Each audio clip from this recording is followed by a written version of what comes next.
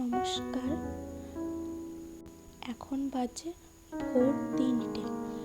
আমরা এসেছি ফুল খেলা দেখতে। আজ পুজোর তৃতীয় দিন। মাঝরাত্রে ভক্তরা এভাবে খেলা করে, এটাকে ফুল খেলা বলা হয়। তারপর এই যে দিনের বেলা হোম পুজো, তো মানুষ আসছে পুজো দেখতে, দেখুন। আর রাত্রের বেলায় বান ফোড়া, চড়ক।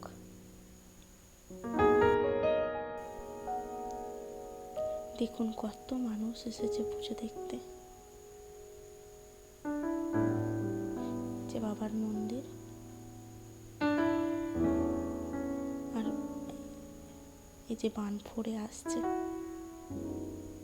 এভাবেই তৃতীয় দিনটি কেটে গেল।